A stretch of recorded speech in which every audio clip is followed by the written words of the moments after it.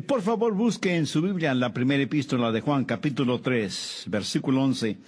Y antes de leer la palabra, quiero preguntar, ¿le gustaría tener la dulce seguridad de poder decir, yo sé que he nacido de nuevo y que voy rumbo al cielo? ¿Le gustaría tener una gran y osada fe, ser capaz de orar y venir ante Dios con gran confianza, sabiendo con absoluta certeza que su oración será contestada? ¿Le gustaría tener verdadera y dulce comunión con el Señor, pero no como con alguien de quien ha leído o escuchado, sino con el Señor Jesucristo como una brillante y amorosa realidad? ¿No le gustaría tener seguridad, confianza y comunión con el Señor día tras día?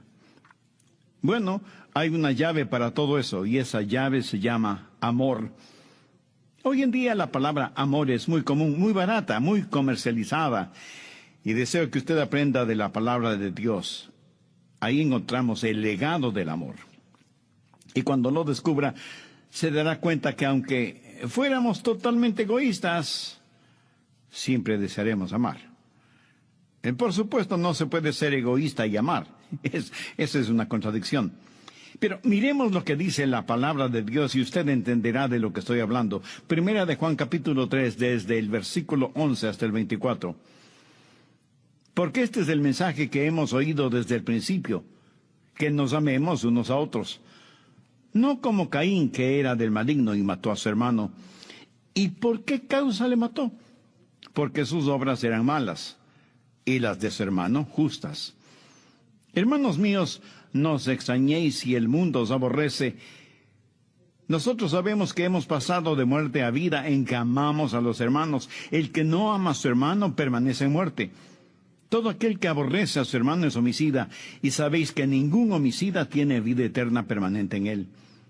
En esto hemos conocido el amor, en que él puso su vida por nosotros. También nosotros debemos poner nuestras vidas por los hermanos. Pero el que tiene bienes de este mundo y ve a su hermano tener necesidad y cierra contra él su corazón, ¿cómo mora el amor de Dios en él?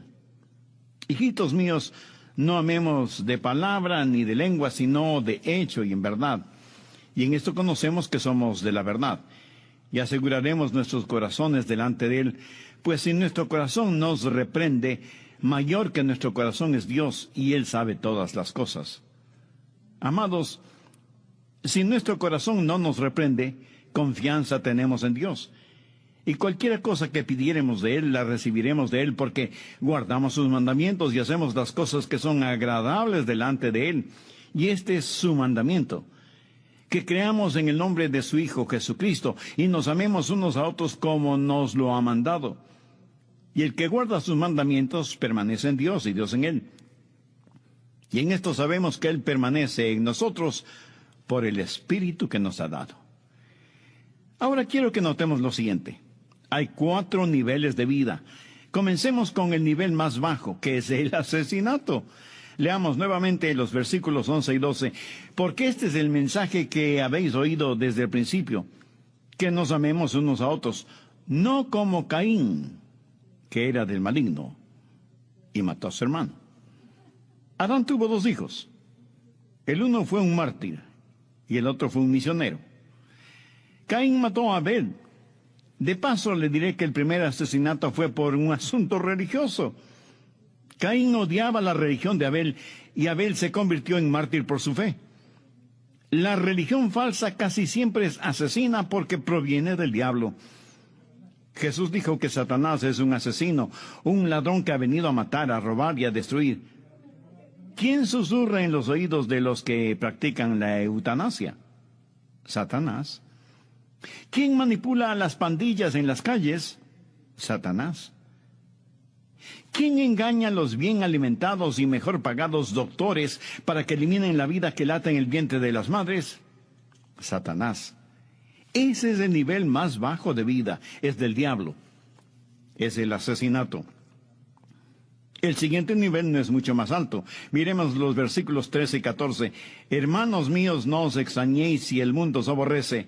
Nosotros sabemos que hemos pasado de muerte a vida en que amamos a los hermanos. El que no ama a su hermano permanece en muerte. Así que el siguiente nivel no es muerte, sino odio. Usted dirá, pastor, yo nunca he matado a nadie. Amigo, le felicito. Pero Juan dice que si usted tiene odio en su corazón, Dios lo anota como asesinato. Jesús dijo, oísteis que fue dicho a los antiguos, no matarás, y cualquiera que matare será culpable de juicio. Pero yo os digo que cualquiera que se enoje contra su hermano será culpable de juicio. En otras palabras, Jesús está diciendo que si usted siente enojo contra su hermano, si en su corazón le tiene odio, usted está en un tenebroso y bajo nivel de vida. Y aunque no haya disparado un arma, a los ojos de Dios usted ha cometido un asesinato. El que odia a su hermano es culpable de juicio. Escuché acerca de una mujer que fue a visitar al doctor porque un perro rabioso la había mordido. El doctor, después de examinarla, le confirmó que estaba infectada con rabia. Entonces ella tomó un lápiz y una hoja de papel y comenzó a escribir. El doctor le preguntó si estaba escribiendo su testamento. Y ella le contestó, no, doctor, estoy haciendo una lista de todas las personas a las que voy a morder. Y aunque una historia así nos haga reír, la verdad es que hay personas que están llenas de odio. Y eso Dios lo considera como asesinato. Ese es un nivel muy bajo de vida. El siguiente nivel es un poquito más alto, pero no nada mejor. No es muerte, no es odio, es la indiferencia. Miremos el versículo 17. Pero el que tiene bienes de este mundo y ve a su hermano tener necesidad y cierra contra él su corazón, ¿cómo mora el amor de Dios en él? Hay muchos que dirán, bueno, pastor, yo no soy un asesino y tampoco odio a la gente. Solo me interesa lo mío, hago mis cosas y dejo que los demás hagan sus cosas. Amigo, eso es indiferencia. Y eso tampoco es de Dios. Jesús contó una parábola, la del buen samaritano, acerca de aquellos que pasaron de largo viendo a un hombre que había sido asaltado y herido y dejado por muerto. El mundo está tan lleno de asaltantes como de indiferentes, pero gracias a Dios aquellos que se interesan por los demás, como el Señor Jesucristo. En términos generales, esos son los 3 niveles de vida, pero no vamos a estudiarlos. Quisiera concentrarme en el 4º nivel. El nivel de los hijos de Dios. Aquellos que han sido salvados y que están en el nivel del amor. No el asesinato, no el odio, no la indiferencia, sino el amor. Y antes de adentrarnos en el texto bíblico, quiero tomar un momento para decirles del inconmensurable valor del amor. He revisado las Escrituras y deseo compartir con usted. Espero que tenga papel y lápiz para anotar estos versículos. Le diré por qué el amor es tan, pero tan importante. En primero, porque es absolutamente la más grande virtud. Aunque estamos estudiando Primera de Juan, por favor, anote Primera de Corintios, capítulo 13, versículos 1 y 2. Aquí el Señor está comparando todas las otras virtudes con el amor. Por ejemplo, en el versículo 2 dice, y si tuviese toda la fe de tal manera que trasladase los montes, y no tengo amor, nada soy. Lo que Pablo está diciendo es, ¿de qué vale que pueda mover montañas y no pueda despojarme de la malicia? El amor es más grande que la fe, mucho más grande aún que la fe que mueve montañas. Y dice el apóstol, y si tuviese profecía y entendiese todos los misterios y toda ciencia, y no tengo amor, vengo a ser como un metal que resuena o címbalo que retiñe. El amor es, pues, la más grande de las virtudes. El amor es el más grande de los mandamientos.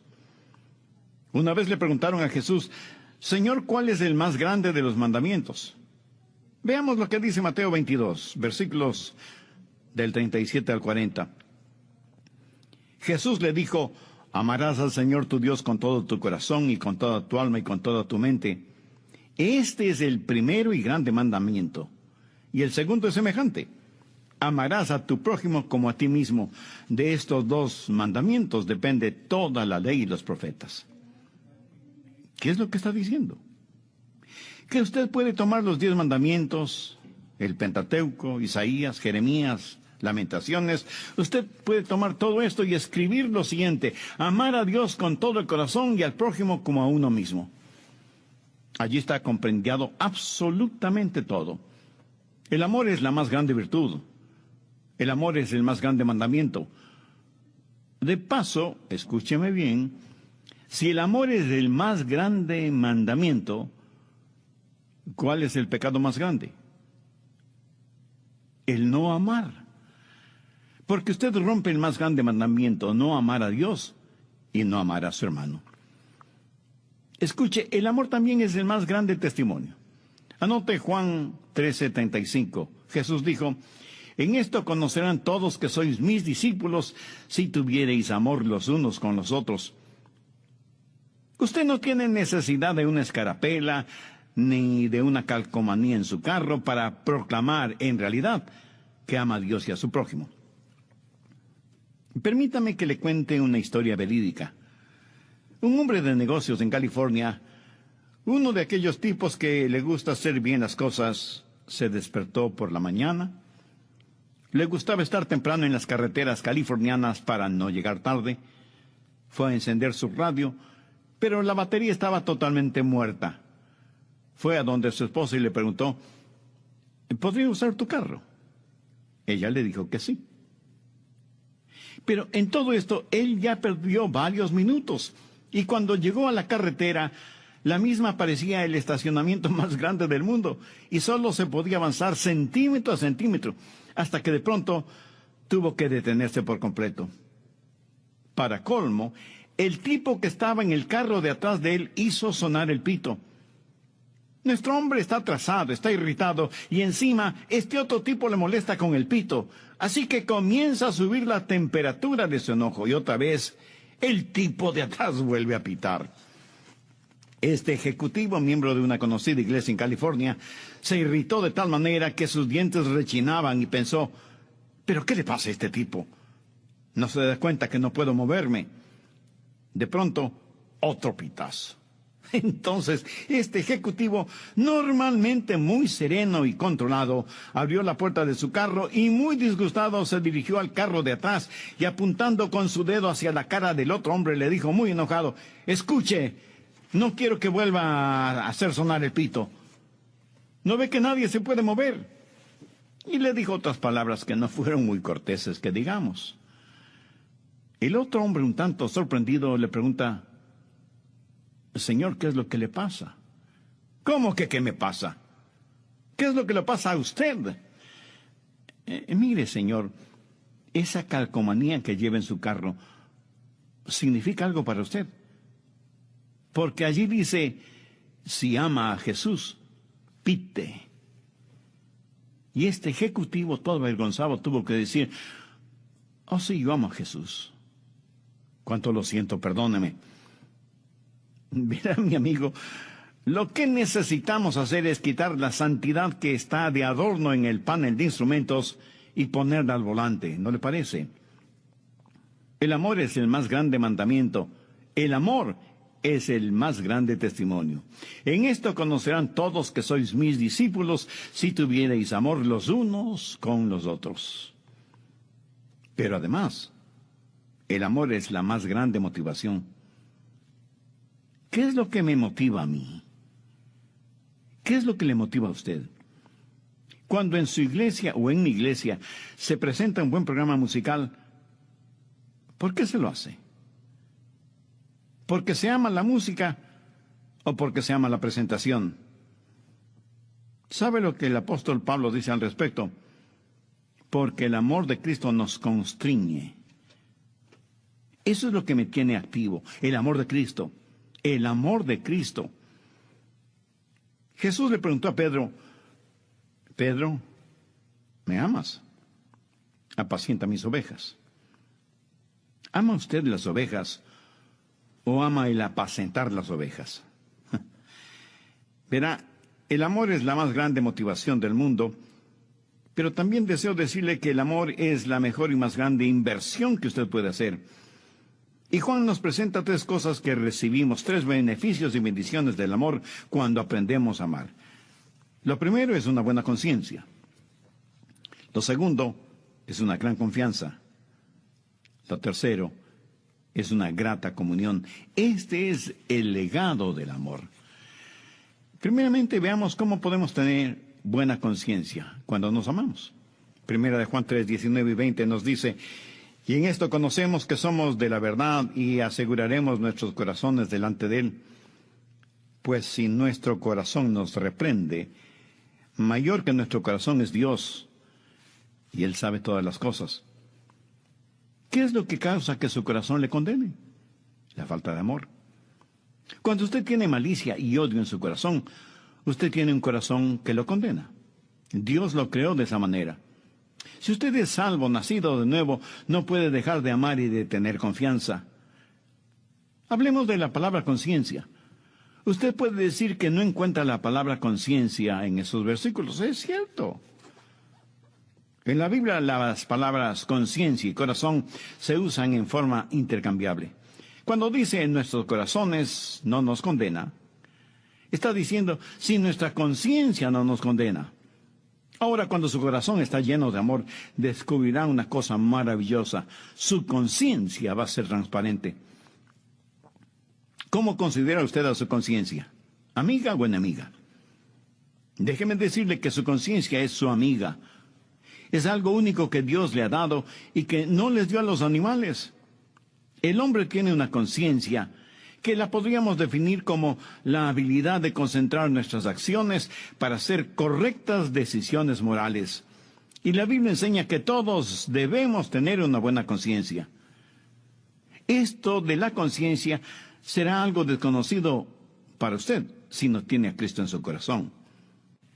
Por favor, busque 1 Timoteo 1:19. Manteniendo la fe y buena conciencia. En Hechos 24:16, el apóstol Pablo dice: y por esto procuro tener siempre una conciencia sin ofensa ante Dios y ante los hombres. Bill Gothard, gran siervo de Dios, dijo que una buena conciencia es una libertad espiritual interior y la seguridad de saber que se tiene una transparencia frente a todos y que nadie podrá señalarle con el dedo y acusarle de proceder mal con aquel que nunca ha procedido bien. Tome esta definición y escriba sobre ella la palabra amor. Absolutamente no hay manera de que usted tenga una buena conciencia sin amor. Cuando usted ama, hará lo correcto. Y cuando usted hace lo correcto, tendrá transparencia. Y eso, mi estimado amigo, le será mucho mejor que una píldora para dormir. Anote 1 de Juan en los versos 19 y 20. Y en esto, y aquí está haciendo referencia al amor, y en esto conocemos que somos de la verdad, y aseguraremos nuestros corazones delante de Él. Pues si nuestro corazón nos reprende, mayor que nuestro corazón es Dios, y Él sabe todas las cosas. Su corazón lo condenará. Y escuche, usted nunca tendrá una buena conciencia hasta que haya aprendido a amar. Cuando usted ame, cuando usted verdaderamente ame, cuando haga lo correcto, usted poseerá esa dulce seguridad. Este es el primer legado del amor, y se construirá uno sobre otro. El primer legado del amor es una buena conciencia. El segundo legado del amor es una gran confianza. Notemos cómo el uno se permea en el otro. Y en esto conocemos que somos de la verdad, y aseguraremos nuestros corazones delante de Él. Pues si nuestro corazón nos reprende, mayor que nuestro corazón es Dios, y Él sabe todas las cosas. Amados, si nuestro corazón no nos reprende, confianza tenemos en Dios. Confianza, osadía. Note que si mi corazón no me condena, y todo lo demás, está en el contexto del amor. Cuando mi corazón no me condena, entonces tengo confianza en Dios. Osadía en la fe de nuestro Señor Jesucristo. Bueno, dirán algunos, ¿cuán buena es esta confianza? Bien, esta confianza que usted tiene en Dios, este corazón confiado que es el resultado de una conciencia limpia, es lo que le ayuda a orar y que sus oraciones sean contestadas. Note la frase, Si nuestro corazón no nos reprende, confianza tenemos en Dios. Y cualquier cosa que pidiéremos la recibiremos de Él, porque guardamos sus mandamientos y hacemos las cosas que son agradables delante de Él. Pero, ¿de qué mandamientos se está hablando? Bueno, veamos lo que dice el versículo 23. Y este es su mandamiento: que creamos en el nombre de su Hijo Jesucristo y nos amemos unos a otros como nos lo ha mandado. De eso es de lo que está hablando. ¿Cómo pueden sus oraciones ser contestadas? Pues teniendo una buena conciencia. ¿Qué logra con eso? Le dará mucha confianza y podrá acercarse a Dios y pedir en el nombre de Jesucristo y ver sus oraciones contestadas. Los rebeldes no reciben respuestas, y aquellos que tienen sus corazones llenos de odio jamás recibirán respuestas a sus oraciones. La Biblia dice: si en mi corazón hubiese yo mirado a la iniquidad, el Señor no me habría escuchado. Esta es una oración promesa que no nos gusta citar, pero que sigue siendo una oración promesa. Déjeme ilustrar este punto. En el capítulo 3 de su primera epístola, Pedro les dice a los esposos y esposas cómo vivir juntos como herederos de la gracia de la vida. Y me gusta esa frase, la gracia de la vida. Es como poner la cereza encima del pastel, la gracia de la vida, un matrimonio feliz, para que vuestras oraciones no tengan estorbo. Permítame darle un ejemplo real de esto. Usted y su esposa están teniendo una de esas pequeñas discusiones que pueden ser escuchadas a 5 cuadras de distancia. Algunas veces aún parejas de creyentes pueden actuar así, ¿verdad? Aunque parezcan santitos. Quiero decir, cuando se deja de mirar al Señor y comienzan los insultos y están que se matan mutuamente, entonces no están viviendo juntos como herederos de la gracia de la vida. Luego la madre va a ver cómo está su bebecito y regresa con una expresión de temor en su rostro, porque es obvio que su bebé está muy enfermo y ustedes dos son creyentes y saben que necesitan orar. Este momento se sienten tan tontos que usted dice: es mejor que oremos, pero no puede orar. No puede orar en esa atmósfera de envenenada hostilidad. ¿Qué hacer entonces? Usted dirá: querida, lo siento mucho. Estuve equivocado, soy un tonto. Por favor, perdóname. Y ella le contesta: también fue culpa mía. Yo también me equivoqué, perdóname.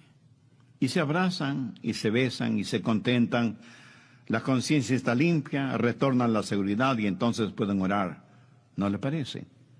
Escúcheme, no se puede orar con un corazón que nos condena. Quiero decir, si usted no tiene una buena conciencia, usted no tiene gran confianza. Y si usted no tiene gran confianza, usted no verá sus oraciones contestadas. Es así de simple.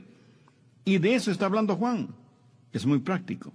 El amor otorga una buena conciencia, y cuando el amor otorga una buena conciencia, el amor tiene gran confianza. El tercer legado del amor es que provee una grata comunión. Leamos 1 de Juan capítulo 3, versículos 23 y 24. Y este es su mandamiento, que creamos en el nombre de su Hijo Jesucristo, y nos amemos unos a otros como nos lo ha mandado. Y el que guarda sus mandamientos permanece en Dios y Dios en él. Y en esto sabemos que Él permanece en nosotros por el Espíritu que nos ha dado. Cuando aprendo a amar y a vivir por amor, tengo una buena conciencia. Y cuando tengo una buena conciencia, voy a tener gran confianza. Y cuando tengo gran confianza, voy a tener grata comunión. Quiero decir que escucharé al Espíritu Santo hablando a mi corazón y diciéndome que pertenezco a Jesucristo y que Él me pertenece. Ahora el Espíritu Santo puede estar ahí y usted puede ser salvo. Y sin embargo, no tener la absoluta seguridad de que lo es, porque usted ha fallado en amar, ha contestado al Espíritu Santo. Y usted sabe que el ministerio del Espíritu Santo es otorgarle gozo, paz, entendimiento, sabiduría, poder y gracia, a fin de que Jesucristo sea una realidad para usted. No solo lo que escucha en un sermón el domingo por la mañana o por la noche, sino Dios en su corazón, habitando con su espíritu, dándole grata comunión. No solo unión, sino comunión, koinonía, que es la palabra que Juan usa en su primera epístola. Ahora quisiera decir algo acerca del Espíritu Santo. El Espíritu Santo es muy gentil. Por favor, busque Efesios capítulo 4, versículo 26.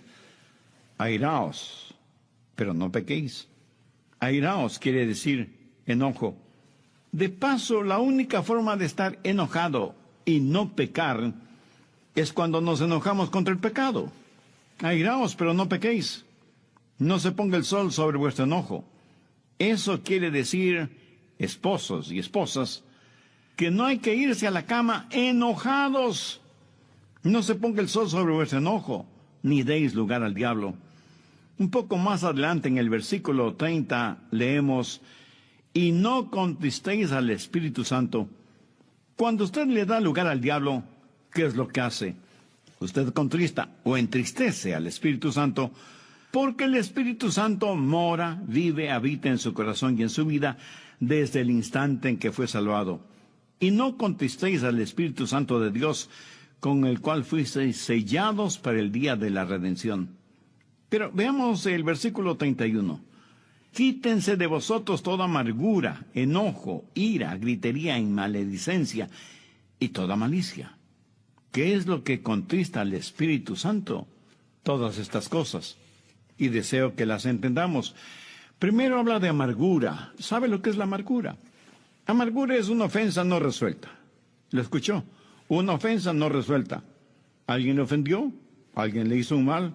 Puede ser un mal real o imaginario, pero usted lo percibe como que alguien le ha hecho daño. Entre quienes me escuchan, alguien está experimentando esta realidad. ¿Alguien le ha ofendido? Tal vez un niño, o padre, o madre, hermano o hermana. A lo mejor su jefe o su amigo, o aún su querido pastor.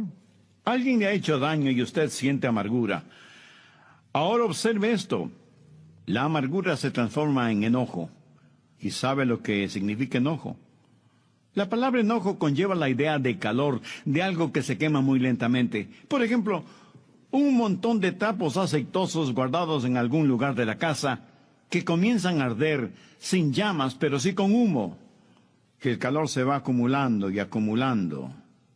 Bien, primero está la amargura, luego viene el enojo, seguido de la ira.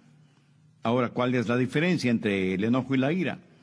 Enojo es ese quemarse lentamente, pero la ira es cuando alguien abre la puerta y el oxígeno inflama esos trapos aceitosos que revientan en llamas. ¡Ira! Cuando eso sucede, algunos tratan de disculparse diciendo, perdí mi temperamento. Mi amigo, no es así, más bien lo encontró. Verá, cuando una persona dice que perdió su temperamento, lo que en realidad está diciendo es, pero no es mi culpa. No era verdaderamente yo mismo. Al actuar así, lo que sucede, mi amigo, es que usted está mostrando lo que hay en su corazón. Y las voces comienzan a elevarse y comienzan a decirse cosas unas tras otras. Y cuando la gritería se torna en maledicencia y dice cosas que nunca las ha dicho antes e insulta a sus seres amados, cónyuge e hijos, y les dice que ojalá nunca hubieran nacido. Y los hijos dicen a sus padres que no les aman. Y la esposa le dice a su esposo que se vaya, que quiere el divorcio. Y usted le dice a alguien, desearía que estés muerto o muerta. Mientras el diablo sigue susurrando a su oído, dile más, dile algo más, lo estás haciendo muy bien. Y usted pronuncia palabras increíbles, terribles, dolorosas, horribles. La Biblia las identifica como maledicencia. Y luego tenemos la malicia. ¿Sabe lo que es la malicia? Eso es cuando la maledicencia tiene el deseo de herir a alguien. Es actuar con malicia y significa el querer hacer daño. Hacer daño a alguien en lo físico, en lo financiero, en lo emocional. Usted quiere abusar de ellos y hará cosas violentas. Luego, cuando usted mira hacia atrás, dice, oh, ¿cómo pude hacer eso? Pues le diré cómo lo pudo hacer. Usted no estaba lleno del Espíritu Santo.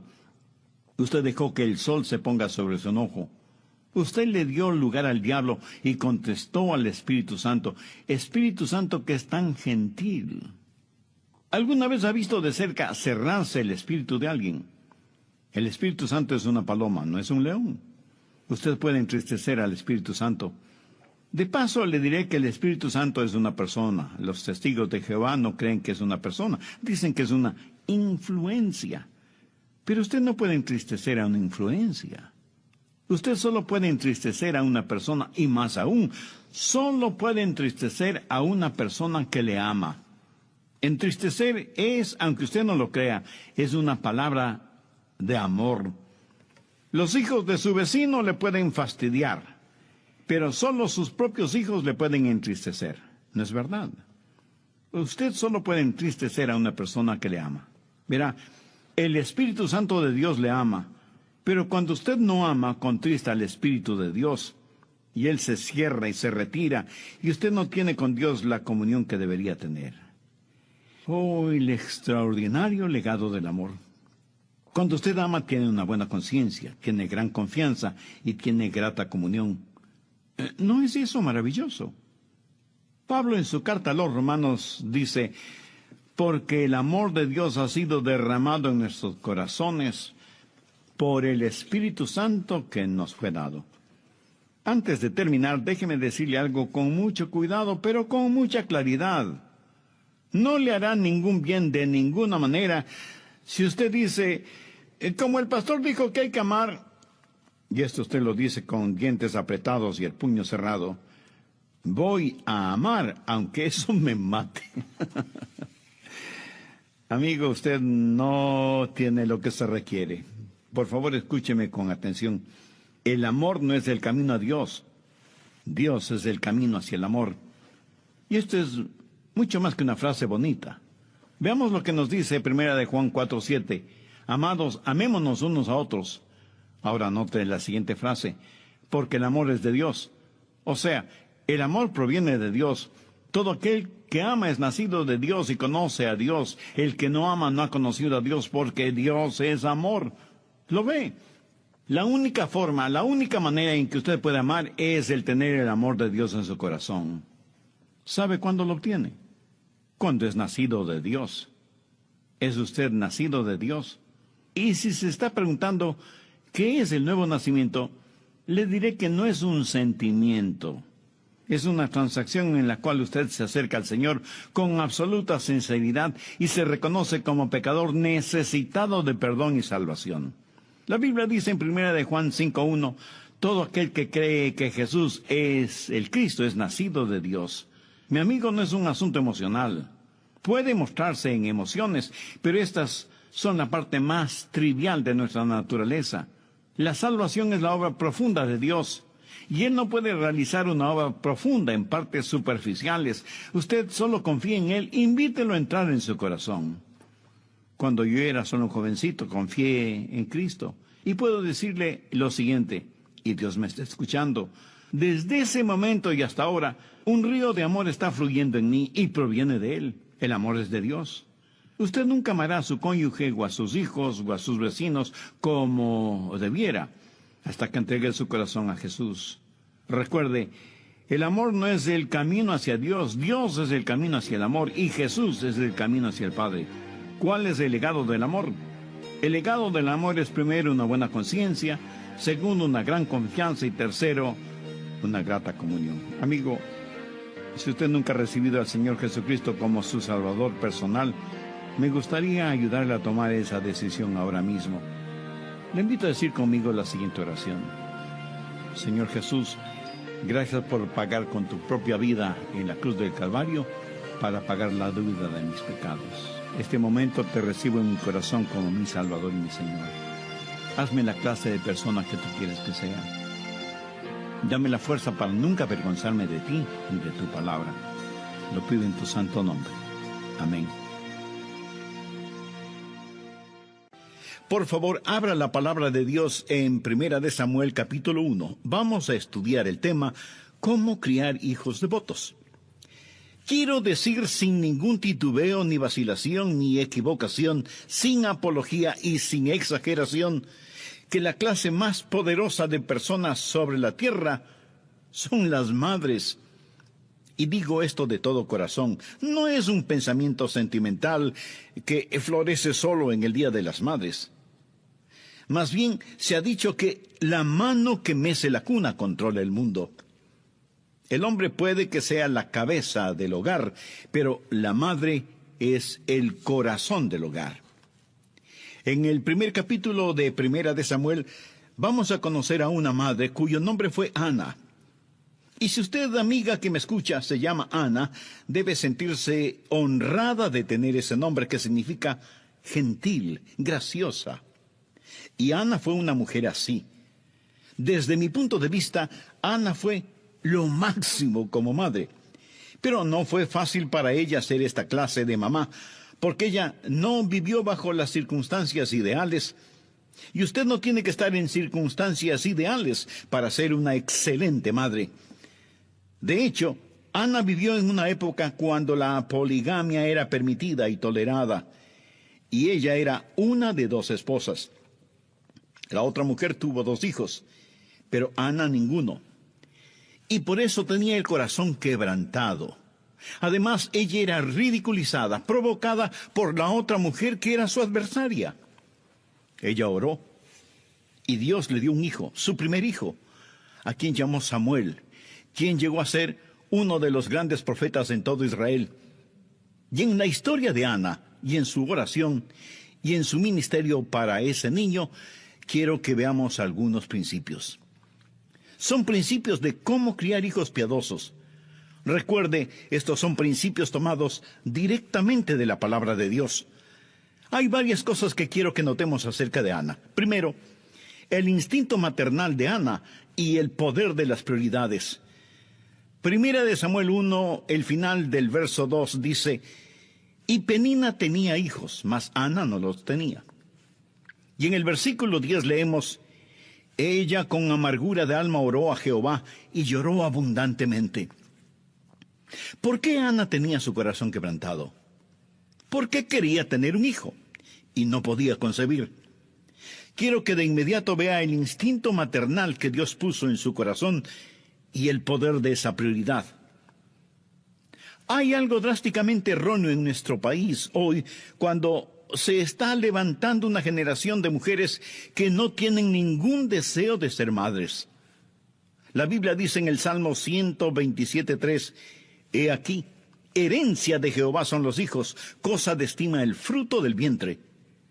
Y el Salmo 128:3 habla de un hombre bendecido y dice: tu mujer será como vid que lleva fruto a los lados de tu casa, tus hijos como plantas de olivo alrededor de tu mesa. He aquí que así será bendecido el hombre que teme a Jehová. ¿Tiene usted la prioridad de Dios como su propia prioridad? O dice, bueno, mi prioridad es ejercitar mis talentos, mis dones, yo quiero ser alguien en el mundo. Hay algo básicamente terrible en los hogares cuando miramos a los hijos como cargas y no como bendiciones. Es la verdad. Y permítame decir algo más. Está sucediendo algo increíblemente espantoso cuando los bebés están siendo masacrados en el vientre de sus propias madres, porque el lugar más seguro sobre la tierra para un bebé debería ser el vientre de su madre. Pero en estos días, ese vientre se ha convertido en el lugar más peligroso para la existencia de esas criaturas. Mi corazón se apesadumbra por aquellas esposas que quieren tener hijos, pero no pueden tenerlos, que no experimentan la bendición de procrear hijos. Pero qué terrible, qué triste, qué inhumano es cuando una pareja no quiere tener hijos por razones de egoísmo o porque aman más sus profesiones. Y en el caso de algunas mujeres, porque no quieren dañar sus bien formados cuerpos. Siento pena por aquellos padres que están perdiendo la bendición de tener hijos. Y algunos me dirán, pero pastor, tener hijos hoy en día cuesta mucho. Además, quitan tanto tiempo y representan tantos problemas. Los hijos empobrecen a los padres. Mi amigo, si así piensa usted, lo he entendido todo al revés. Porque la verdad es que los hijos nos enriquecen, hacen rico a un hombre pobre. El rico no puede llevar su dinero al cielo, en cambio yo tendré a todos mis hijos en el cielo, por lo menos. Ese es mi anhelo y constante oración. Ahora quiero que vea el instinto maternal de Ana y el poder de su prioridad. Su instinto maternal era tener un hijo, y oró intensamente a Dios para que le permitiera concebir un hijo. Y quiero que vea la intensidad de su oración y el poder de la oración. Ella con amargura de alma oró a Dios y lloró abundantemente. ¿Sabe cuándo debe comenzar a criar hijos piadosos? Antes de que nazcan. Y mejor aún, antes de que sean concebidos. Así comienza la crianza de hijos piadosos. Antes de Ana concebir, ella estuvo de rodillas orando, y su oración fue una oración de desesperación, y pidió a Dios por un hijo, y Dios le contestó su oración, y Samuel nació debido a la oración de su madre Ana. Estuve pensando en todos los hijos que en la Biblia nacieron como respuesta a la oración, y que nacieron de mujeres que hasta ese momento no podían tener hijos. Sara, a los 90 años de edad, tuvo un hijo, como resultado de la oración y la fe. Su nombre fue Isaac, y fue una bendición para el mundo. Raquel oró a Dios diciendo: oh Dios, dame un hijo, o me muero. Y Dios escuchó su oración. Y su hijo José, con el correr de los años, fue el libertador de la nación de Israel. La esposa de Manoa era estéril, pero tocada por la fe y la mano de Dios, dio a luz un hijo cuyo nombre fue Sansón, quien fue un poderoso juez en Israel. Ruth no solo que no tuvo hijos con su primer esposo, sino que quedó viuda. Pero Dios le dio un nuevo esposo, y ella oró para que Dios le permitiera concebir, y dio a luz un hijo, cuyo nombre fue Obed. Y Obed fue el abuelo del rey David, de quien se deriva el linaje del Salvador. Elizabeth fue una mujer entrada en años, sin hijos. Y ella oró, y Dios le dio un hijo, cuyo nombre fue Juan, conocido más tarde como Juan el Bautista. Y Jesús, refiriéndose a Juan el Bautista, dijo que no hubo persona más grande nacida de mujer. Elizabeth oró a Dios para tener ese hijo. Y ahí en el Antiguo Testamento tenemos a Ana, orando intensamente y con angustia a Dios para que le permitiera tener un hijo. Y Dios le escuchó, y nació Samuel, gran profeta en Israel, tal vez el hombre más conocido entre Moisés y David. Le voy a decir con énfasis y convicción: necesitamos más niños que nazcan como resultado de las oraciones de sus padres, especialmente de las madres. Necesitamos más hijos nacidos como resultado a la oración. Pero mientras hay madres que están orando y clamando a Dios por hijos, otras menosprecian esas bendiciones de Dios y están matando a sus hijos en sus vientres. Oramos pidiendo a Dios una cura para el cáncer, una respuesta para el problema del SIDA y otras terribles epidemias en nuestro mundo actual, y decimos: Dios, ¿por qué no nos contestas? Y a lo mejor Dios nos está diciendo: te envié una respuesta. Te envié un niño o una niña que tenía las respuestas para esas preguntas, pero mataste a esa criatura en el vientre de su madre. Señor, ¿por qué no nos envías un profeta? ¿Por qué no mandas a alguien que dirija nuestra nación? Dios envió a ese profeta, y su nombre fue Samuel. Pero no quiero que solo vea el instinto maternal de Ana y el poder de las prioridades y su petición maternal y el poder de la oración, sino que, segundo, su intención maternal y el poder del propósito. ¿Por qué Ana quería un hijo? Veamos el verso 11. E hizo voto diciendo: Jehová de los ejércitos, si te dignares mirar a la aflicción de tu sierva, y te acordares de mí, y no te olvidares de tu sierva, sino que dieres a tu sierva un hijo varón, Yo lo dedicaré a Jehová todos los días de su vida, y no pasará navaja sobre su cabeza. Ahora, ¿cuál fue su propósito? Ella dijo: oh Dios, quiero tener un hijo para que ese hijo te glorifique. ¿Cuál es el principio? Que veamos cada hijo como un regalo de Dios y por lo tanto como un regalo que damos de regreso a Dios. Ana dijo: Dios, si me das un hijo, lo dedicaré a ti como un nazareno. Eso es lo que ella quiso decir al declarar: no pasará navaja sobre su cabeza.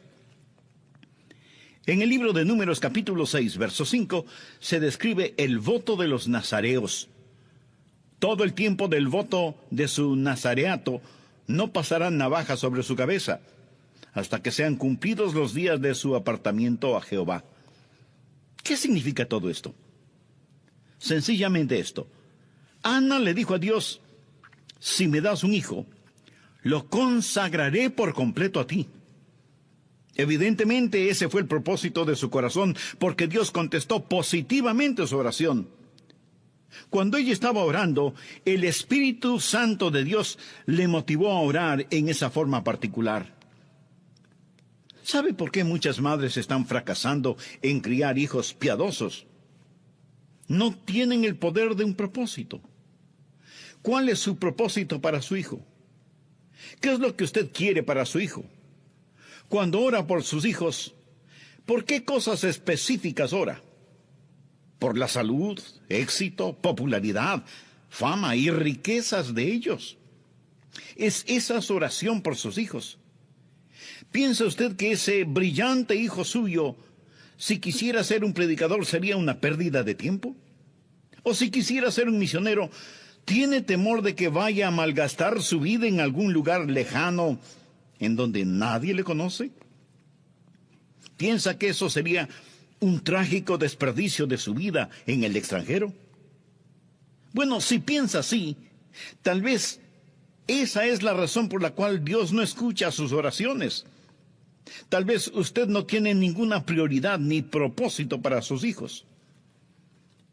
Piensa que si Ana hubiera orado diciendo: oh Dios, dame un hijo, pero Señor, quiero que tenga una vida de comodidad y lujo. Quiero que sea muy importante y que yo pueda disfrutar del resplandor de su fama. ¿Piensa que Dios le hubiera contestado positivamente? En la epístola de Santiago 4:3 leemos: pedís y no recibís porque pedís mal para gastar en vuestros deleites. Recuerda que hace algunos momentos mencioné el Salmo 127, que dice que el fruto del vientre es una recompensa de Jehová. El mismo Salmo dice en el verso 4: como saetas en mano del valiente, así son los hijos habidos en la juventud. ¿Para qué sirven las saetas o flechas? Para ser disparadas contra el enemigo. Y cada hijo o hija que Dios le dé debe ser una flecha disparada contra el reino de Satanás. Ese propósito tuvo la oración de Ana. ¿Cuáles son sus ambiciones para sus hijos? ¿Sabe cuáles son mis ambiciones para mis hijos? Se las voy a decir, citando la tercera epístola de Juan, el verso 4. No tengo mayor gozo que el oír que mis hijos andan en la verdad. Eso es. No tengo mayor gozo que Estoy casado con una preciosa madre. No puedo ni contar las veces cuando al despertarme temprano en la mañana no haya encontrado a mi querida esposa orando de rodillas por nuestros hijos, intercediendo por ellos. Ella y yo, casi cada día de nuestras vidas, sentados juntos para desayunar y tomados de las manos, oramos por nuestros hijos. Y no recuerdo que hayamos pedido a Dios que les dé riquezas, o que lleguen a ser tremendamente personas de éxito, o que lleguen a ser famosos. Pero nuestra oración ha sido que puedan ser usados por Dios y que caminen en la verdad. Eso es lo que Ana quería para su hijo. Señor, si me das un hijo, lo consagraré a ti, para que tú uses su vida conforme a tu voluntad. No tengo mayor gozo que el oír que mis hijos andan en la verdad. A mí realmente no me importa si es que llegan a ser bien conocidos o no. No me interesa si llegan a ser ricos o no. Prefiero que solo tengan lo suficiente y que sean saludables. Pero mi mayor gozo, mi mayor deseo para mis hijos, para mi amada esposa y para mí mismo, es que tanto ellos como nosotros caminemos en la verdad. Hay un hermoso himno que dice: da a tus hijos para que lleven el mensaje glorioso.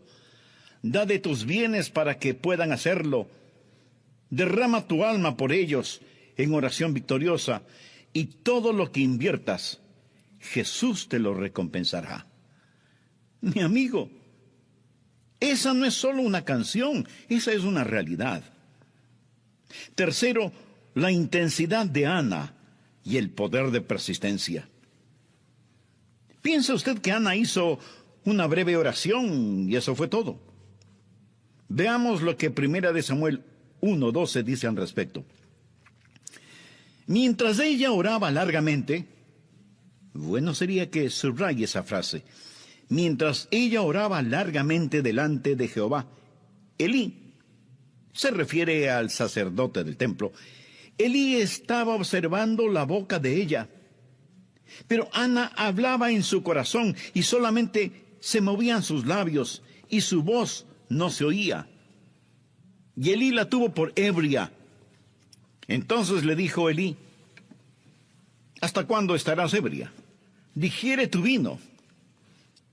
Y Ana le respondió diciendo: no, señor mío, yo soy una mujer atribulada de espíritu, no he bebido vino ni sidra, sino que he derramado mi alma delante de Jehová. No tengas a tu sierva por una mujer impía, porque por la magnitud de mis congojas y de mi aflicción he hablado hasta ahora. Elí respondió y dijo: ve en paz, y el Dios de Israel te otorgue la petición que le has hecho. Aquí está una mujer que oró con tal intensidad que el anciano sacerdote Elí pensó que ella estaba borracha. De paso, permítame decir que orar con intensidad no es cuestión de volumen de voz.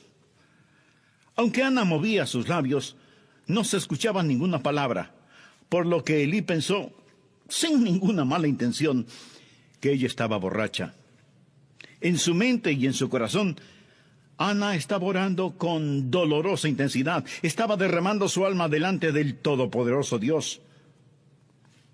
¿Cómo criar hijos piadosos? Esa no es una decisión súbita. No hay fórmulas que usted pueda comprar, no hay técnicas que pueda asimilar en reemplazo del poder de la persistencia. Habrá momentos cuando usted pensará que la ha perdido, que ya no hay nada que hacer, que ha fracasado. Recuerdo cuando allá por los años 60 estábamos criando a nuestros 2 hijos mayores. Era como tratar de domar caballos salvajes. Era la época cuando el grupo musical británico Los Beatles arrastraba a los jóvenes, especialmente en Occidente. Había muchísimas influencias exteriores, seculares, humanistas, mundanas. Y mi esposa y yo tuvimos que enseñarles día tras día, línea por línea, precepto sobre precepto, oración sobre oración, disciplina sobre disciplina, amor sobre amor, de día y de noche, al comenzar el día, durante todo el día y al llegar la noche, aún estando ellos ya en la cama. Usted y su cónyuge oran por sus hijos. Si ustedes son creyentes, deben sentir que es un privilegio el orar por sus hijos. Pero si ustedes mismos no tienen a Cristo en su corazón, ¿qué interés espiritual podrían tener por sus hijos? Espero que tenga su Biblia a la mano, así como una libreta de notas, para que aproveche al máximo este estudio bíblico, Cómo criar hijos devotos. En el programa anterior hablamos de Ana, la mujer del Cana. Ellos fueron los padres de Samuel. quien les fue dado por Dios debido a la intensa y persistente oración de Ana, quien hasta ese momento no tenía hijos. Todo esto de acuerdo al relato bíblico que encontramos en 1 Samuel capítulo 1. Y dije que sin ningún titubeo, ni vacilación, ni equivocación, sin apología y sin exageración, que la clase más poderosa de personas sobre la faz de esta tierra son las madres. Y digo esto de todo corazón. No es un pensamiento sentimental que florece solo en el Día de las Madres. Bien se ha dicho que la mano que mece la cuna controla el mundo. El hombre puede que sea la cabeza del hogar, pero la madre es el corazón del hogar. Y digo que el hombre puede que sea la cabeza del hogar porque, tristemente, muchos solo son los proveedores del hogar. Pero en cambio, la madre es siempre el corazón del hogar. Y comenzamos a ver varias cosas interesantes acerca de Ana. Primero, el instinto maternal de Ana y el poder de las prioridades. 1 Samuel 1, al final del verso 2, y Penina tenía hijos, mas Ana no los tenía. Y en el versículo 10 leemos, ella con amargura de alma oró a Jehová y lloró abundantemente. ¿Por qué Ana tenía su corazón quebrantado? Porque quería tener un hijo y no podía concebir. Quiero que de inmediato vea el instinto maternal que Dios puso en su corazón y el poder de esa prioridad. Hay algo drásticamente erróneo en nuestros países hoy, cuando se está levantando una generación de mujeres que no tienen ningún deseo de ser madres. La Biblia dice en el Salmo 127:3, he aquí herencia de Jehová son los hijos, cosa de estima el fruto del vientre. Y el Salmo 128:3 habla de un hombre bendecido y dice, tu mujer será como vid que lleva fruto a los lados de tu casa, tus hijos como plantas de olivo alrededor de tu mesa. Y aquí que así será bendecido el hombre que teme a Jehová. Segundo, su intención maternal y el poder del propósito. ¿Por qué Ana quería un hijo? Veamos el verso 11. E hizo voto diciendo, Jehová de los ejércitos, si te dignares mirar a la aflicción de tu sierva, y te acordares de mí, y no te olvidares de tu sierva, sino que dieres a tu sierva un hijo varón, yo lo dedicaré a Jehová todos los días de su vida, y no pasará navaja sobre su cabeza. Ahora, ¿cuál fue su propósito? Ella dijo, oh Dios, quiero tener un hijo, para que ese hijo te glorifique. ¿Cuál es el principio? Que veamos cada hijo como un regalo de Dios y por lo tanto como un regalo que damos de regreso a Dios. Ana dijo, Dios, si me das un hijo, lo dedicaré a ti como nazareno. Eso es lo que ella quiso decir al declarar, no pasará navaja sobre su cabeza. En el libro de Números, capítulo 6, verso 5, se describe el voto de los nazareos. Todo el tiempo del voto de su nazareato no pasará navaja sobre su cabeza, hasta que sean cumplidos los días de su apartamiento a Jehová. ¿Qué significa todo esto? Sencillamente esto, Ana le dijo a Dios, si me das un hijo, lo consagraré por completo a ti. Evidentemente ese fue el propósito de su corazón, porque Dios contestó positivamente su oración. Cuando ella estaba orando, el Santo Espíritu de Dios le motivó a orar en esa forma en particular. Tercero, la intensidad de Ana y el poder de persistencia. ¿Piensa usted que Ana hizo una breve oración y eso fue todo? Veamos lo que 1 Samuel 1:12 dice al respecto. Mientras ella oraba largamente, y bueno sería que subraye esa frase, mientras ella oraba largamente delante de Jehová, Elí, y se refiere al sacerdote del templo, Elí estaba observando la boca de ella, pero Ana hablaba en su corazón, y solamente se movían sus labios, y su voz no se oía. Y Elí la tuvo por ebria. Entonces le dijo Elí, ¿Hasta cuándo estarás ebria? Digiere tu vino.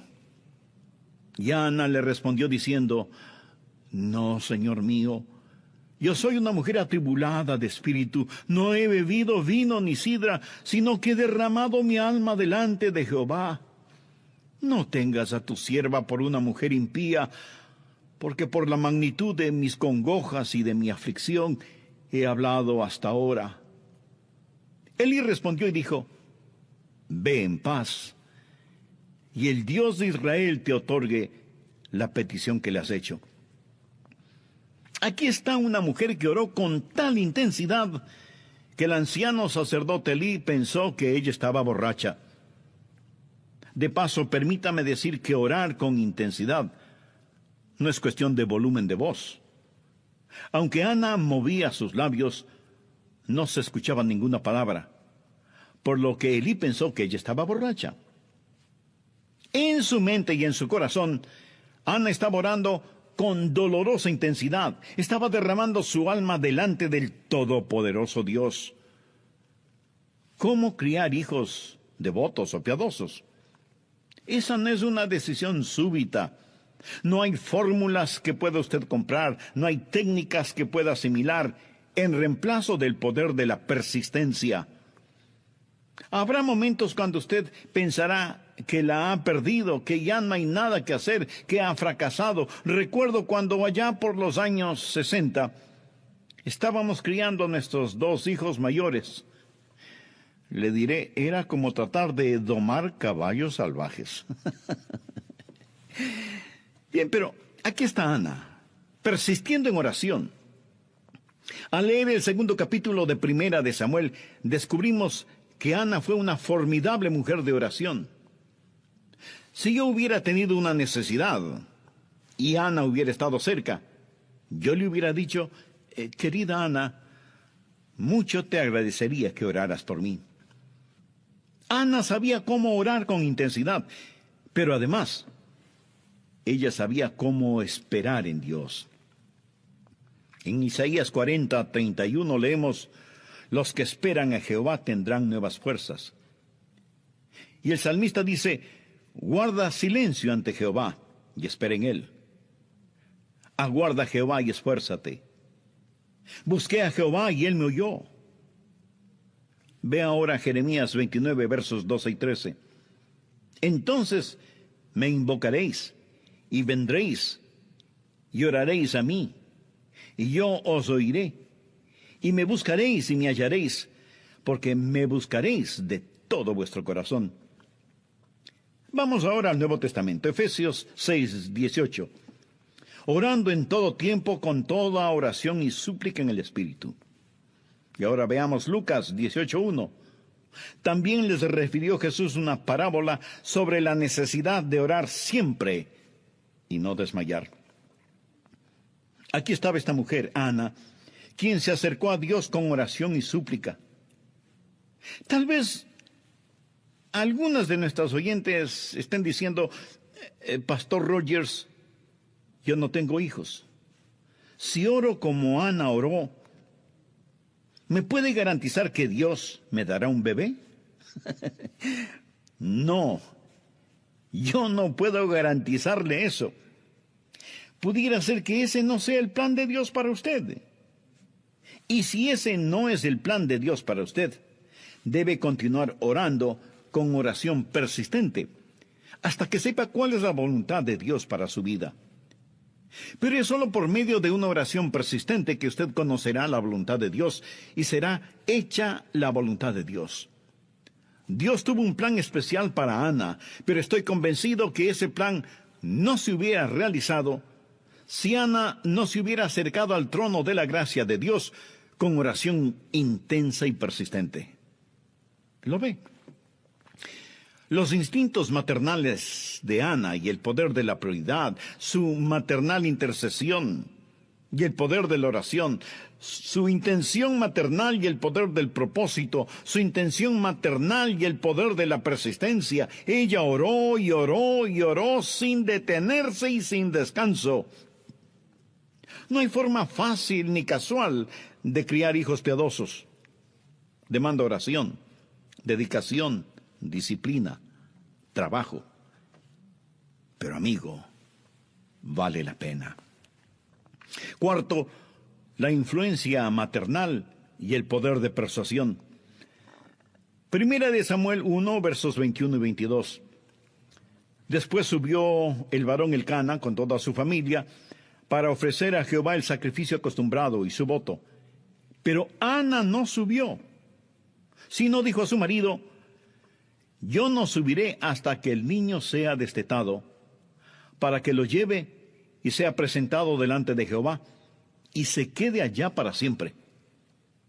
Es evidente que Ana tuvo sus prioridades en orden, y una de esas prioridades es que ella tendría a su hijo durante los años formativos, porque algo que se empieza bien es como si la mitad del trabajo estuviera hecha. Usted sabe que el padre tiene influencia sobre su hijo, pero es la madre la que hace la más profunda impresión en un hijo, especialmente durante la infancia de ese hijo. Ana fue una mujer que cambió el curso de la historia, literalmente. Por favor, mire en 1 de Samuel 3, versos 19 y 20. Y Samuel creció, y Jehová estaba con él, y no dejó caer a tierra ninguna de sus palabras. Y todo Israel, desde Dan hasta Berseba, conoció que Samuel era fiel profeta de Dios. Pero ¿cuándo comenzó todo esto? Bueno, comenzó en el corazón de su madre. Ella permaneció con él, lo meció en su cuna, le cantó canciones de cuna, lo amó profundamente. Veamos 1 de Samuel 2, 18 y 19. Y el joven Samuel ministraba en la presencia de Jehová, vestido de un éfod de lino, y le hacía a su madre una túnica pequeña, y se la traía cada año, cuando subía con su marido para ofrecer el sacrificio acostumbrado. No solo que ella le enseñó, teniendo al pequeño Samuel en sus rodillas, no solo que le vistió y siguió enseñándole cuando Samuel ya estuvo con Elí, el sacerdote del templo, sino que también le daba pequeñas pero significativas demostraciones de su amor. Le confeccionaba pequeñas túnicas cada año cuando ella y su marido Elcana subían anualmente hasta el templo para ofrendar el sacrificio acostumbrado. Todas estas cosas estaban en la mente y el corazón de Ana, y fueron de extraordinaria influencia en el pequeño Samuel, dedicado a Dios. Miro a mis propios hijos y me pregunto qué influencia tienen mis sermones en ellos, y para decir la verdad, no creo que mucho. Creo que ellos aprecian mis sermones, pero realmente creo que la mayor influencia en la vida de mis hijos es la vida que mi esposa y yo vivimos delante de ellos. Y enfocando mucho más este asunto, creo que la más grande influencia en la vida de mis hijos ha sido la influencia de su piadosa madre. Y esto no es algo retórico para que suene bien. Puedo pensar en muchos hombres que fueron extraordinariamente influenciados por sus madres. Pienso, por ejemplo, en el doctor Robert Lee, quien fue pastor en Memphis, Tennessee. Él hacía constantemente referencias a su madre y la influencia que ella tuvo en él. Abraham Lincoln, quien fue uno de los presidentes,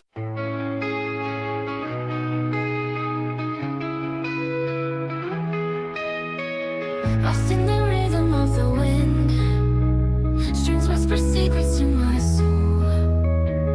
In a world of alternative rock where indie rock takes control, our rock paints a picture so vivid, where your female vocals sing so sweet, melodic tones that captivate in this experimental retreat.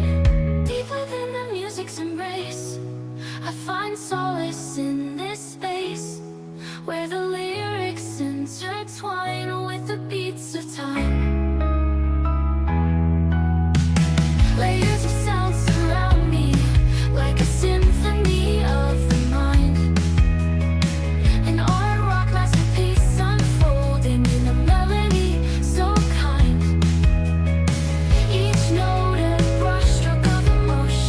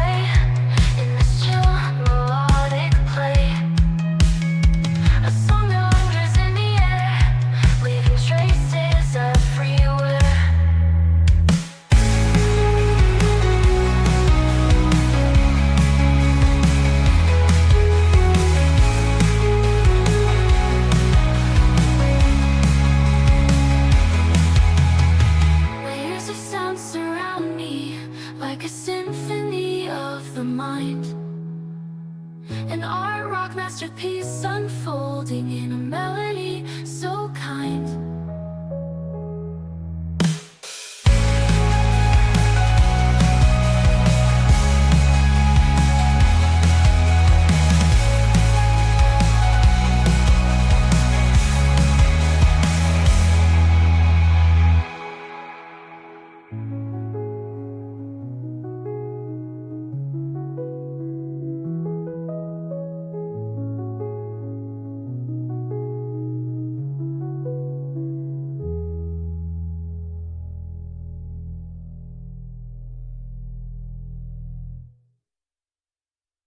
De los Estados Unidos dijo: todo lo que soy y todo lo que espero llegar a ser, lo debo a ese ángel que es mi madre. En varias oportunidades tuve el privilegio de estar frente a frente con George Bush, el padre, cuando él fue presidente de los Estados Unidos. He conversado con él y he orado con él y por él. Y alguna vez él me dijo: Adrián, mi querida madre significó mucho en mi vida. Y si ella no está en el cielo, nadie está en el cielo. Pienso en Agustín, el gran teólogo, cuya madre Mónica oró por él hasta cuando lo vio totalmente convertido al Señor. Pienso en los hermanos Wesley, Juan y Carlos. Qué mucha influencia les debe el mundo a los Wesley, fundadores del metodismo. Pero uno de sus biógrafos dice que no fueron Juan y Carlos, sino su madre Susana, quien fue la madre del metodismo. Pienso en el doctor Billy Graham y agradezco a Dios por él. Pero el doctor Graham, al referirse a su mamá, dijo: ella fue la más hermosa mujer que he conocido y ella destiló en mí un tremendo amor por la Biblia, aun cuando a mí no me interesaba. Ella leía para mis hermanos y hermanas los devocionales diarios, y yo muchas veces pensé que eran completamente aburridos. Pero el testimonio de la vida de mi madre me moldeó y me enseñó cómo realmente vivir la vida cristiana. Y el testimonio de sus últimos días me dio una íntima visión de cómo morir. Sin embargo, permítame contarle otra historia. La mamá de cierto muchacho era una persona muy dominante. Ella era una persona muy egoísta. Nunca mostró afecto por nadie. Se casó por 3 veces y su segundo esposo se divorció de ella. El problema era de abuso. No que él abusara de ella, sino que ella abusaba de él. El niño nunca conoció lo que era ser amado y nunca supo nada de disciplina. Un día su madre le dijo en forma áspera: no me llames cuando estoy trabajando. No quiero que me molestes. Y aunque el muchacho era bastante inteligente, abandonó sus estudios, se enlistó en la marina, pero por su mala conducta fue despedido en forma deshonrosa. No tenía ninguna habilidad. Nunca había sido ayudado o animado por su madre. No había nada que pudiera hacer competentemente. Ni siquiera pudo obtener su licencia para manejar. Así que se fue a un país extranjero y ahí conoció a una mujer con la cual se casó. Después de un tiempo ella se cansó de él y lo abandonó. Él le rogó que regresara, pero ella no le hizo caso. La única cosa que él podía hacer bastante bien era disparar un rifle. Y un día él decidió usar ese talento.